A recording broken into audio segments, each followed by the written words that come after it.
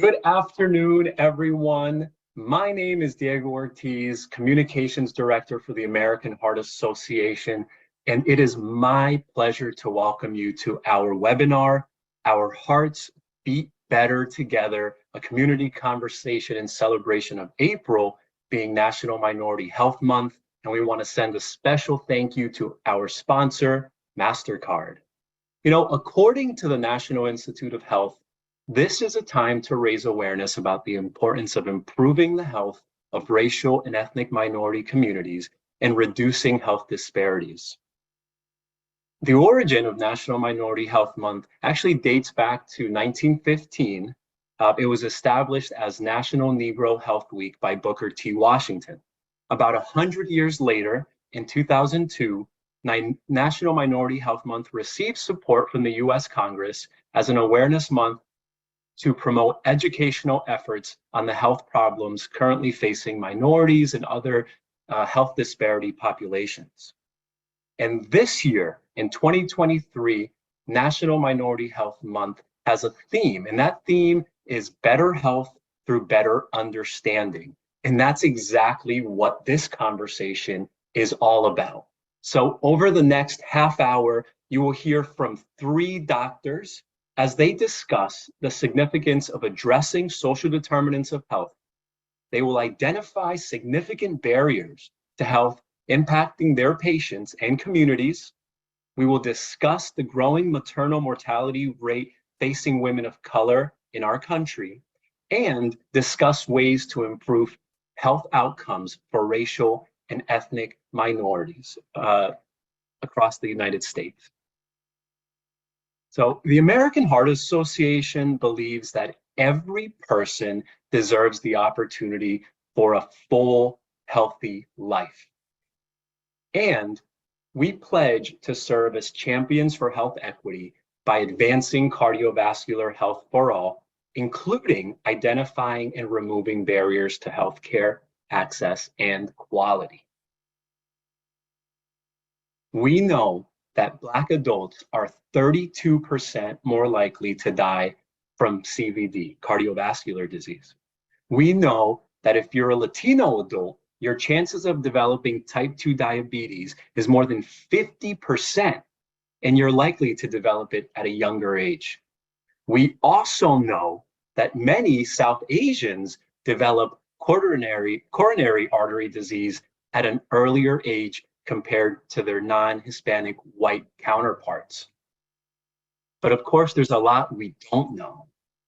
And that's because of a lack of inclusion in research. There's so much we don't know about many of the communities within our country.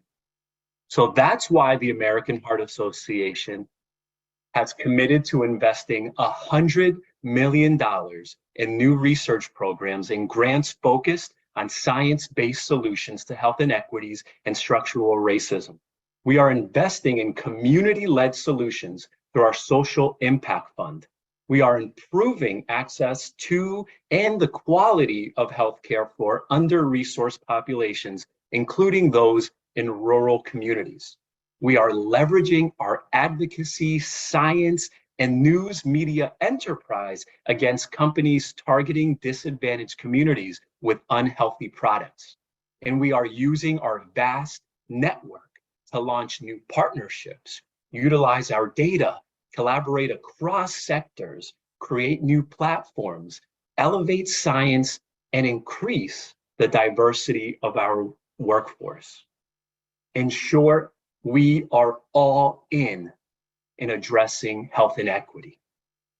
But we know that true progress only comes when we work together, when we listen to each other, and we work to find solutions. So thank you for being here today, for joining this conversation. And now it's my pleasure to welcome your very own Global Medical Director, Dr. Cara Pensabene. Welcome, Dr. Pensabene. Thank you so much, Diego, and good afternoon to everybody who joined us today. This National Minority Health Month and throughout the year, Mastercard is also all in with the American Heart Association and committed to advancing health equity, which can exist only when all people have the opportunity to enjoy healthier lives. We need to work collaboratively to remove barriers to health through work in communities, scientific research, as Diego just mentioned, and advocating for healthy policies, just to name a few. On top of that, COVID-19 has illuminated the unacceptable health disparities and worsened the problem. The pandemic and economic hardships have disproportionately harmed the health of Black, Latino, and Native American people. When Mastercard initially began this sponsorship with the American Heart Association and this partnership, we did so because for years, the Heart Association has been striving to ensure that everyone has an optimal opportunity to be healthy. But this is not the reality for many people of color and others whose health suffers because of social factors beyond their control. In fact, as we'll learn more, people in some under-resourced zip codes have shorter life expectancies than their neighbors just a few miles away. And people in often remote rural areas face significantly higher rates of heart disease and stroke. As you listen to our conversation today, I challenge you to find ways to improve your own health and the health of your community.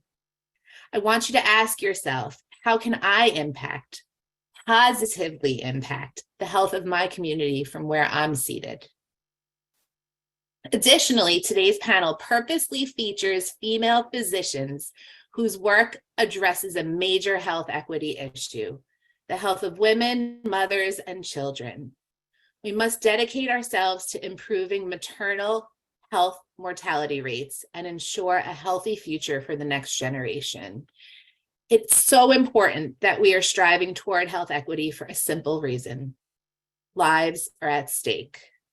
People suffer when they lack access to quality care, nutritious food, and other basic health needs.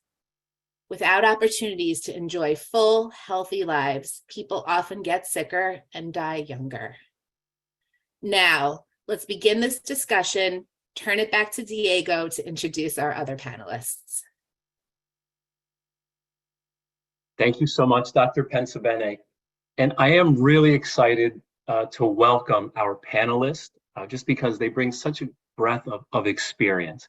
So let's welcome first Dr. Jeanette Lauder, Advanced OBGYN Associates from WMC Health Network. Welcome, Dr. Lauder. Thank you for having me, Diego. I'm happy to be here today. Oh, my pleasure, our pleasure. And I also want to invite Dr. Nupur Narula. She's the Director of Women's Heart Health at New York Presbyterian Hospital, Weill Cornell. Welcome, Dr. Narula. Thanks so much for having me. Well, we're all here. I think people are eager for the panel to begin. So why don't we get started? I'll pose this first question at you, Dr. Lauder. So we know that this year's theme for Minority Health Month focuses on improving health outcomes for racial and ethnic minorities and AIAN communities by providing them with culturally and linguistically competent health services, information, and resources. Why is this important? Why is this something we should care about? I think that's a really excellent question, Diego. I know I had mentioned this to you previously that I actually dedicated my dissertation during my master's degree on this very issue of the importance of communication and linguistic barriers. And so my study was actually looking specifically at pregnant women with diabetes and how differences in communication with their care providers could result in increased risk of poor perinatal outcomes. And essentially what my research demonstrated is that that is the case. So when there is disparity in that communication between patient and the healthcare system, they are more likely to have poor outcomes. And I think what that speaks to is that, at the heart of what we do as physicians is education and talking to patients about risks, benefits, and management plans. And when there is a breakdown of that communication between doctor and patient, then we're not really accomplishing our job. The reality is that it's really quite nuanced. It goes well beyond just a language barrier, for instance. But when you get into the specifics of culture, you start to realize that people understand health, understand disease, and understand healthcare in different ways that may be disparate from the actual provider. And until providers are cognizant of that fact, that they may be not only speaking a different language, but just a different way of understanding, we are not doing our best jobs in terms of communicating with our patients. And then that results in a downstream effect of poorer outcomes. And so it's exceptionally important for physicians and other care providers to recognize that we really have to put in the work to make sure that what we're saying and how we're saying it is being received by the patient in front of you. And that can be so different from patient to patient. Now, we're going to talk a little bit more in depth about the role that language and cultural barriers play in impacting our health. Dr. Narula, I want you to talk to us about what we call social determinants of health.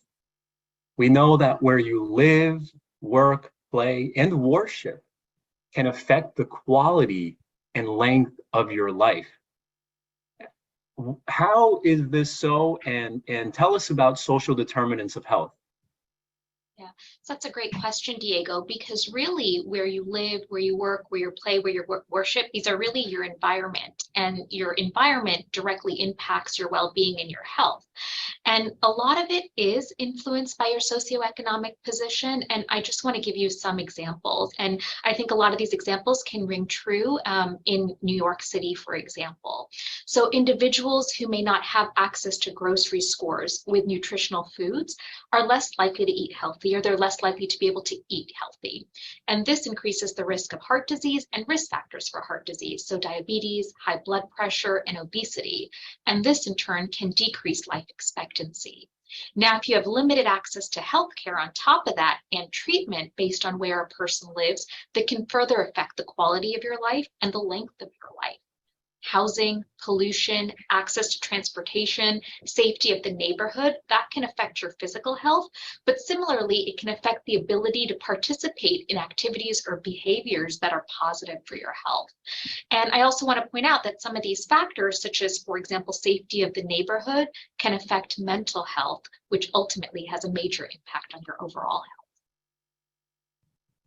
It's so true. And I know that for you, Dr. Pensaveni, the topic of mental health is of the utmost importance. I know we're going to touch on that in just a minute as we talk about some of the more significant health barriers. From where you're seated at Mastercard, Dr. Pensaveni, what do you think is the most, or are the most significant health barriers that are affecting communities of color and minority communities in our country? Another excellent question, Diego. And Dr. Lauder and Dr. Narula touched on two very significant barriers already. One reflecting back on the theme of National Minority Month and better health through understanding, and addressing health literacy and making sure that individuals are able to use their health information rather than just understand it, and that they have the ability to make well-informed decisions rather than just appropriate ones. And in addition, the social determinants of health bidirectionally really affect our overall health and well-being in terms of mental health and stigmas and those things. And I look forward to addressing that question next.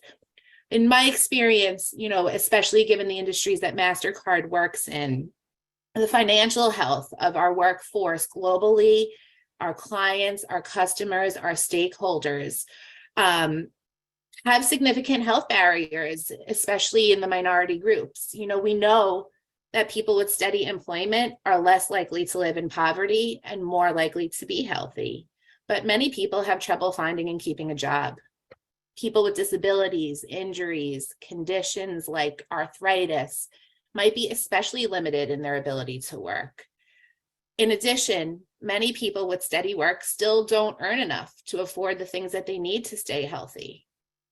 MasterCard really is trying to do its part in sponsoring employment programs, providing employee benefits, including high quality healthcare and childcare opportunities that can help more people find and keep jobs.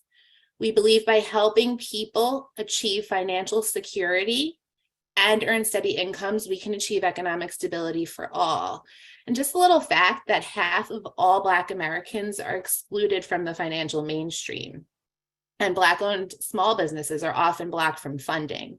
So MasterCard has spearheaded an In Solidarity campaign where we work to deliver immediate impact for these underserved communities, those that are affected by these health disparities, by focusing on 3 areas, really trying to expand city programs to support diverse communities, exactly what we're doing today, providing affordable financial tools and services for our clients, our customers, our employees, and by improving access to capital and resources for minority-owned businesses. And it's these investments that are designed to have a catalytic impact on economic growth for our minority communities. And it's our hope that by taking these initiatives, by focusing on our In Solidarity campaign, and by leading by example, that other organizations will follow suit in creating and supporting policies to help people pay for food, housing, healthcare, and education, thereby reducing poverty, improving overall health and well-being. Thank you so much, Dr. Pensabeni. And it actually just reminds me of the opening and the commitment that the American Heart Association has made in funding research and also trying to find community-based solutions. Dr. Narula, we began talking about the significant health barriers of language and culture. Can we go a little more in depth and tell us why you think those are such significant barriers to improved health? Yeah, definitely. And I think, some of this was really beautifully elucidated by Dr. Lauder originally. But really, I think this is one of the biggest health barriers for minorities. And, when you have lack of resources or services in languages that are comprehensible and a lack of understanding of cultural sensitivities, it presents barriers in several domains. It presents barriers to access of provider services and resources, and it prevents barriers, or it establishes barriers to navigation of such resources and eventually use of resources. And these issues can result in error, they can result in misunderstanding, and they can result in mistrust within that patient-provider relationship. And as a result, eventually what you have is a decrease in providing effective treatment or the quality of the treatment that's actually given. Dr. Narula, I found it really interesting that nearly 20% of people in the US speak a language other than English at home. Only 14% of the population has proficient health literacy, and that over 60% of racial and ethnic minority patients believe it's at least somewhat important to visit a healthcare provider who shares or understands their culture. So this research, this topic, it's just so important to providing that inclusivity and that improved health literacy that our patients deserve. Yeah, absolutely. And Dr. Lauder, I want to give you an opportunity to also identify what you think is the most significant health barrier. Well, I definitely agree with what has been stated previously. I would say, one of the things that I face regularly as an obstetrician speaks to a larger issue of general mistrust of the medical field or fear of the medical field. And I think, as a society in the last couple of years, we've become a lot more robust in shining a light on the historic backdrop of mistreatment of minority groups in America, whether that is experimentation without informed consent, forced sterilization, things like that. I think as a cultural backdrop for many ethnicities, there's this general history of mistreatment or maltreatment from the medical field, and that then bleeds over to personal experiences. So for example, a lot of times what I hear from patients is either they've had a personal negative experience with their birthing process, or they have family members or friends who've had negative birthing experiences. And the interpretation of that is it's because the medical field doesn't care about who we are due to our race or ethnicity. And they'll make statements like, for instance, what I hear constantly is, I was forced to have a C-section, or they made me do this. And there's this sense of being acted on. And I think that is a reflection of our professions. We missed the mark, essentially. We didn't do a good job in terms of communicating with our patient counseling so that it is felt that there is a team approach in what happens in their birthing experience, that it's a group approach, that we're really a team, that there is informed consent. I think it speaks to the larger issue of where we need to work as physicians, as care providers, in regards to making patients understand why we're recommending certain things, so that they walk away from the experience maybe not happy, because outcomes are not always going to be great, but with a really clear understanding that we were here for them and acting on their best interests. And so again, when you have in the background this general sense of mistrust because of that history, I can totally appreciate why some patients may feel negatively about certain experiences, because again, we have to recognize that we're starting from a lower place and we have to make up for the history of this nation. Historically, the evidence is clear that minorities experience racism in healthcare settings, especially in childbirth, as I'm sure you see all the time. Mothers can be treated differently, given different access to different interventions. As you said, have consent explained to them differently.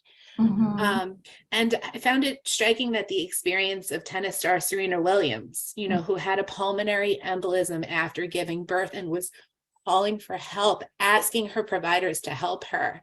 Yet she said that healthcare professionals did not address it at first. This really draws attention to the systemic ingrained issues that we are really trying to get to the core of. Not even the most famous and wealthy Black woman can escape this pattern. So we really have a lot of work to do. And thank you so much for the work that you've done so far, Dr. Louder. No problem. And we had mentioned, language barriers. I feel like one of the things that I often get challenged on is, when you need to use an interpreter, it makes that process so much longer, right? Because you're essentially repeating everything twice. And so a lot of people will say, well, oh, you're taking so long with your counseling. But in reality, every patient deserves the same level of in-depth counseling, irrespective of whether it takes twice as long, because we have to go through a third party. But I think that, those are where we try to cut corners, and where some of that informed consent gets challenged, or it's lost, and it's obviously going to affect those patients who don't speak the provider's language. But I think, again, as providers, we have to keep ourselves accountable and say, I'm not going to do less simply because I have to go through an interpreter. And we just need to work harder to provide that clear communication. Exactly. As I'm listening to, I really find stress at the core of every one of these barriers, whether that's financial stress, whether that's stress that originates from not being understood because of language or culture, or stress because of mistrust and not knowing what the true intention of this healthcare is. Well, stress over time leads to mental health issues, significant mental health issues. I'd like us to talk about mental health and the stigmas that still exist in terms of accessing mental health in many of our communities. I can speak, as Latino, Hispanic community, knowing that, especially if you're a male, if you're seeking mental health, maybe you're not that macho man anymore. You might be seen as weak. Can we address that? Can we talk about mental health? It's okay to talk about mental health, right? Yeah, and the statistics are real. More than half of people with mental illness don't receive help for their disorders. And often people avoid or delay seeking treatment due to concerns about being treated differently or fears of losing their jobs and livelihood. And that at the core of this issue is stigma, prejudice, and discrimination against people with mental illness. It's still very much a problem and very related to the social determinants of health. Stigma around mental illness, especially is especially an issue in some diverse racial and ethnic communities. And it's a major barrier to people from those cultures accessing mental health services. For example, in some Asian cultures, seeking professional help for mental illness may be counter to cultural values of strong family, emotional restraint, and avoiding shame. And among some groups, including the African American communities, distrust, again, of the mental health care system now can also be a barrier to seeking help. I'm very interested to hear what Dr. Louder and Dr. Narula's experience is like with mental health stigma and access to care as well. We definitely see it on a daily basis. I think all the things that you said are spot on. I would say the one additional lens that I deal with is oftentimes mothers feel like they have to put on this armor to protect their baby, right? Like, so for them, baby comes first, and they oftentimes forget themselves in that process. And so, in addition to dealing with the stigmas that you mentioned, my job is oftentimes reminding mom that she matters too. And I just had this experience last week with a patient who needed a preterm delivery because she, has all these medical comorbidities, and her resilience was starting to falter. And really part of my conversation was one, to acknowledge it, to let her know, like, not only had she done such a beautiful job getting through all of these monumental issues with her pregnancy, and she was successful, right? She had a baby who, was still going to have a long road in NICU, but was here and alive. And that now it was time to worry about her and to allow her the space to really identify, like, yeah, this is hard. Like, nothing about what you went through was easy. Let's acknowledge that it's hard, but let's acknowledge that now we need to put in all these additional resources so that you can continue to do this great fight that you're doing. And I think that was really helpful for her to, one, just be validated that, yeah, nothing about this process has been easy. And now maybe I do need some additional help. So I think, sometimes we forget as providers to just do the validation that patients need, that none, what they're going through is difficult, but to remind them that we're here to help them through it. So yeah, I agree that mental health continues to be a long-standing issue for all our patients.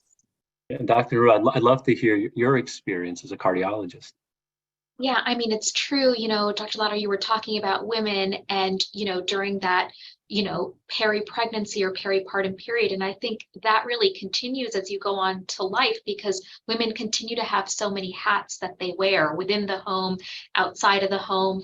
And it is challenging. I mean, it's a real issue, because when you look at stigma, it can come from several areas, right? It can come from others. It can also come from negative feelings about oneself, shame, isolation, or it can really come systemically or at an institutional level. And so as a result, people don't seek the help that they need. And it's a real issue that impacts, health, from my perspective, cardiovascular health, and just health overall in general. Well, thank you so much for taking that time to dive a little deeper into some of those topics. I also want to really take this moment.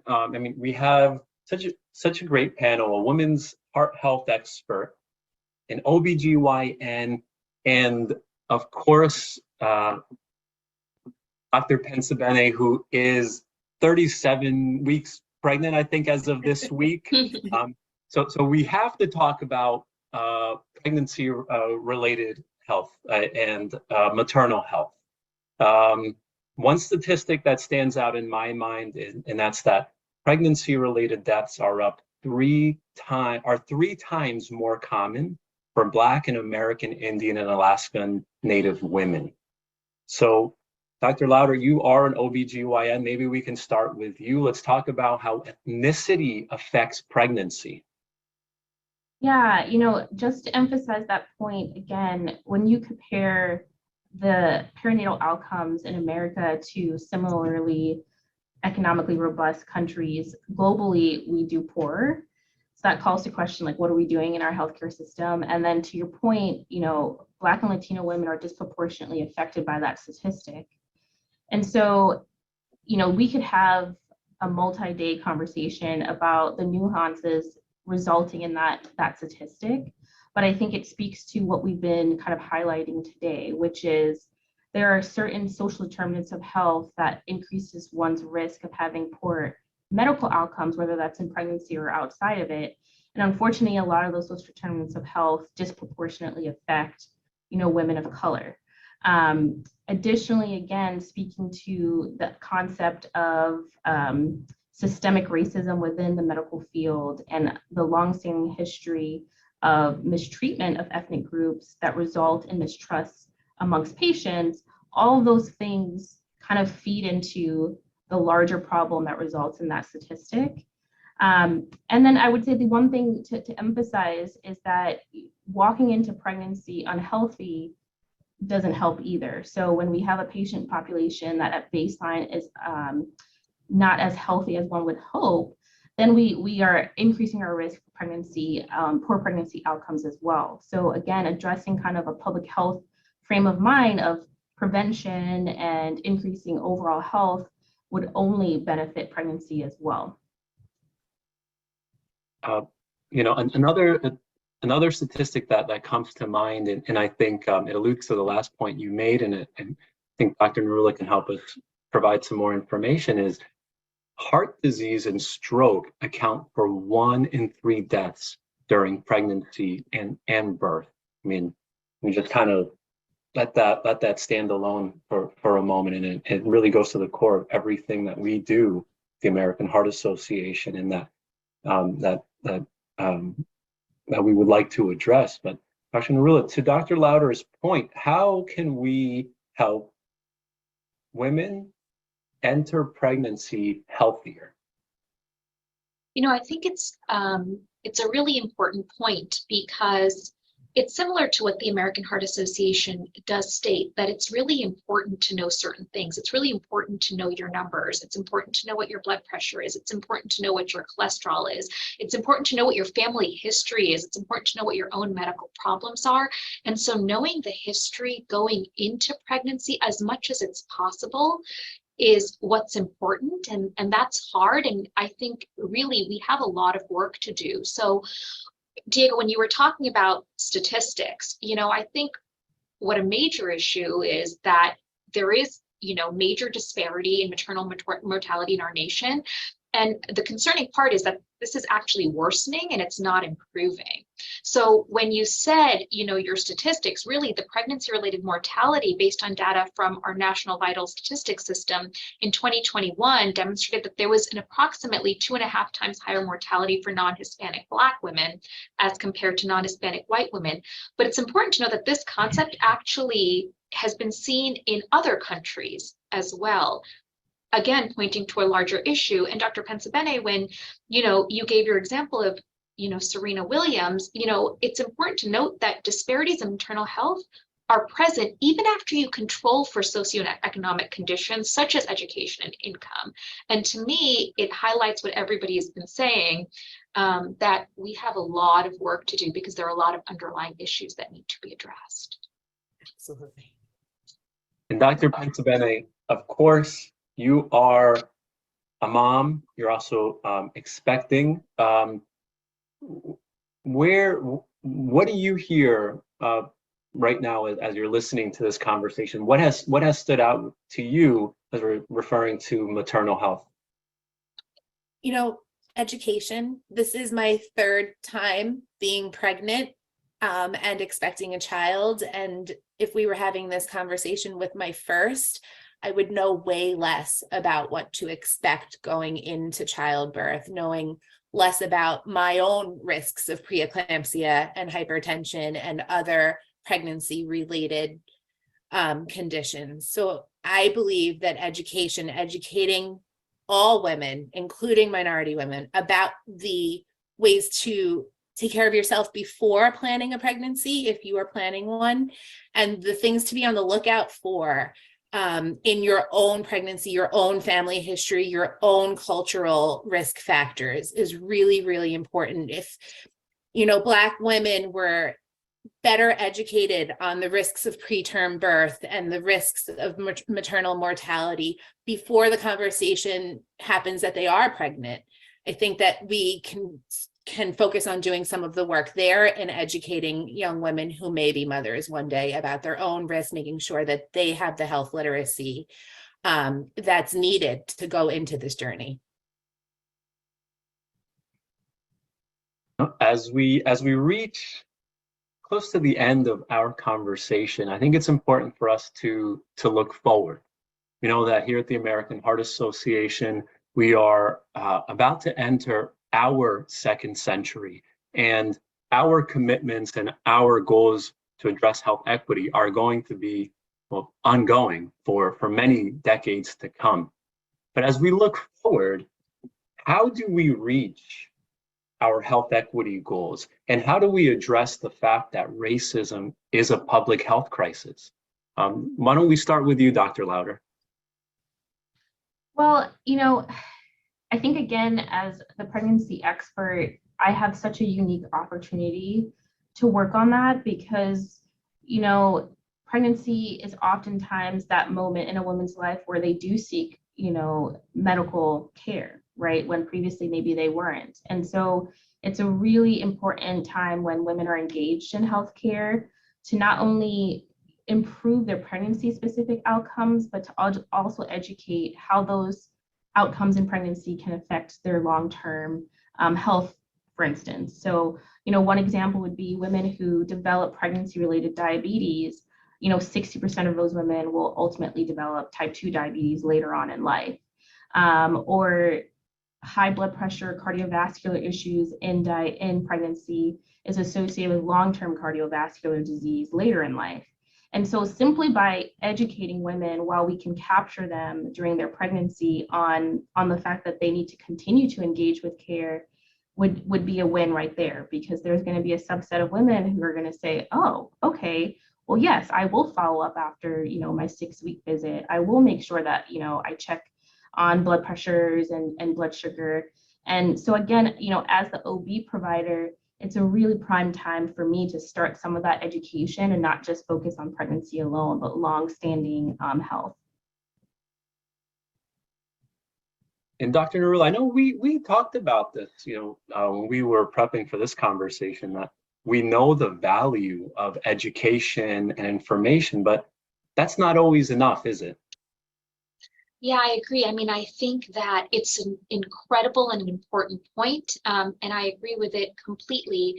And I think the other issues are really systems-based issues in terms of how we answer, these important questions. And, the National Academies of Science, Engineering, and Medicine really had described 5 key activities on how we incorporate social needs basically into our healthcare services. So there are 5 A's: awareness, adjustment, assistance, alignment, and advocacy. So how does that really mean, and what do you do? So, awareness represents activities that are going to identify social determinants of health. What are potential screening protocols that are going to identify your social determinants of health? Adjustment highlights activities that focuses on accommodating those social barriers. When you talk about assistance and alignment, you're basically focusing on activities that are going to connect people with key social care information and resources and align whatever social care resources we have and are effective that meets the public need. And then lastly, we need advocacy that really is going to focus on activities in which we partner with organizations or at a governmental level to really address needs and social determinants of health. And, Diego, you've touched upon research. You've touched upon the efforts that we all make. And, one of the big ones is clinical trials. How do we incorporate more women? How do we incorporate minorities in clinical trials? When is it possible to incorporate minorities and women into guideline-based recommendations of treatment? And we should be doing so whenever it's applicable. Thank you so much, Dr. Narula. Dr. Pennsylvania, I want to give you a chance to close us out and tell us, looking forward, I mean, we are pretty big institutions as public health institutions. financial institutions, health systems, how do we reach our health equity goals and address racism as a public health crisis? No. Reducing disparities like these will require the participation of multiple systems and organizations like ours. We cannot do this work alone between Mastercard and the American Heart Association to address these factors that affect the health disparities. But our very partnership is an example of ways that we can help improve the systemic racism and reduce the healthcare disparities and health inequities that exist. You know, we are developing and strengthening partnerships with public health associations like yours, with communities like the ones we mentioned, with diverse stakeholders to create, develop, disseminate innovative solutions to improve health equity, doing the work from the bottom up, just like we're doing here with our partnership today, having this important conversation. And then, you know, those 5 A's really capture all of the rest of the strategy, which is comprehensive, multifactorial. And as the doctors have said, we have a lot of work to do in identifying and addressing the implicit bias in healthcare and ways that we can improve that, and focusing on programs, on conditions with the highest impact, right? The ones that have the most health disparities, so we can promote outreach efforts to reach the populations that are most effective. So really trying to do the work from the ground up and focus on the biggest issues first. And in my best public radio imitation, I want to give Dr. Lauder and Dr. Narula to give us a chance for that 60-second closing thought before we move on to our final segment of the day. Dr. Lauder, do you want to get us started? Well, I would just say thank you to the audience. Just by virtue of taking the time to sit down and listen to this conversation, we're starting to chip away at that monumental task that we're faced, and educating yourselves about what we face in the medical field so that you can tell your family, your friends, and participate in any way that you can. I think in addition to just taking on your own health, I think is one step in the right direction. So I would say just thank you to your audience for being engaged. Yeah, I think that's a great point. And, I think really we need to work together. I would hope that people can overcome fears to actually seek medical care and really understand what their health conditions are and their health status and their clinical status is overall, because, your health ultimately is so important. It also affects the health of your family. And so I just hope more and more people, especially the ones on the audience, really are empowered to seek the medical care that they may need. Well said. I want to thank our panelists one more time, Dr. Lauder, Dr. Narula, Dr. Pensabene. But we also have a treat for you. Dr. Pensabene, along with my colleague Mark Hurley, they actually recorded a little smoothie recipe demonstration that maybe can help you get on track to adding more color to your plate. Let's take a look.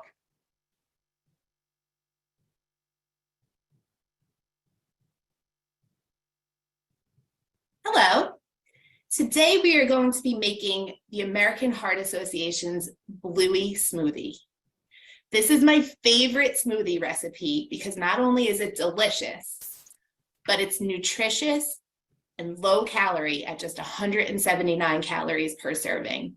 But it also contains 7 grams of protein and fiber. It's also really simple to make with just 5 ingredients. First up, we have 2 cups of frozen unsweetened peaches,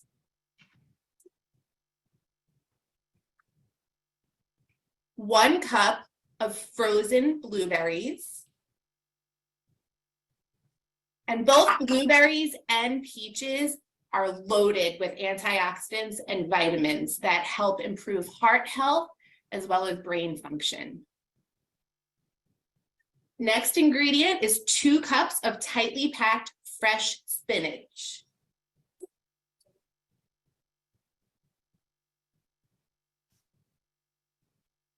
And we know spinach is an extremely nutrient-dense vegetable that contains, again, vitamins, minerals, antioxidants, and decreases oxidative stress, which helps prevent heart disease, but also cancer. 1 cup of fat-free milk or your preferred milk substitute like oat milk or almond milk. And if you don't have fresh spinach, that's okay. You can use frozen spinach. Just add a couple extra splashes of milk. And then lastly, 1 teaspoon of honey.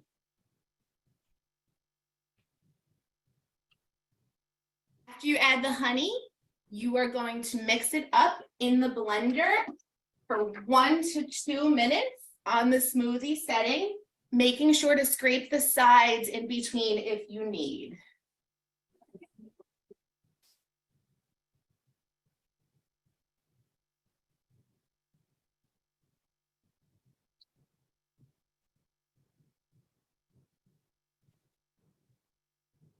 Push that on down.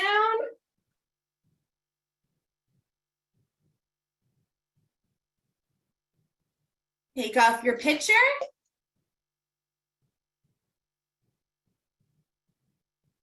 And pour 1.5 cups into the glass of your choice.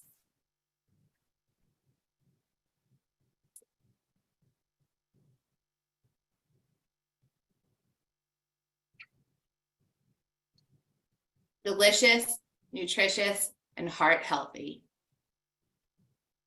Well, that was a lot of fun. Thank you so much for recording that, Dr. Pensabene. You're always such a good sport. Whenever I present these ideas to you, you kind of go along with it. So thank you, thank you, thank you. And now I'm hungry, so that's what I'm going to prepare for lunch, as a little dessert maybe. Well, thank you again to our participants, everyone who has tuned in Westchester and Mastercard employees around the country. I want to give one more thank you and share my gratitude to Dr. Lauder and of course Westchester Medical Center Health Network for participating. And I also want to thank Dr. Noor Narula. She's the Director of Women's Heart Health at New York Presbyterian Hospital, Weill Cornell, and Dr. Pensabene. It is a treat to work with you. We're wishing you love and health and happiness as your family continues to grow. So on behalf of all of us, take care of each other, take care of your heart. Thanks, everyone. Bye-bye. Thank you. Thank you.